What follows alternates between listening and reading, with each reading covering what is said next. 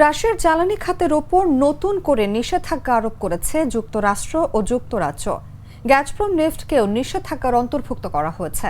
White house ছাড়ার মাত্র কয়েকদিন আগে এই সিদ্ধান্ত নিলেন জো বাইডেন।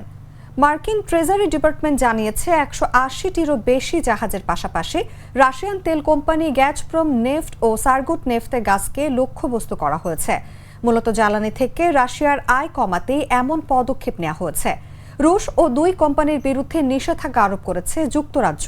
বলা হয়েছে, জ্বালানির আয় থেকে ইউক্রেন যুদ্ধে সুবিধা পাচ্ছে রাশিয়া। এর আগে রাশিয়ার জ্বালানি খাতে নিষেধাজ্ঞা আরোপ হতে পারে এমন আশঙ্কায় বিশ্ববাজারে জ্বালানি তেলের দাম বেড়ে যায়। শুক্রবার আন্তর্জাতিক বেঞ্চমার্ক ব্রেন্ট নর্থ সি ক্রুডের দাম ব্যারেল প্রতি 4% বেড়ে $80.38 হয়। অন্যদিকে ওয়েস্ট টেক্সাস ইন্টারমিডিয়েটের দাম ব্যারেল প্রতি 4.8% বেড়ে $77.47 দাঁড়ায়।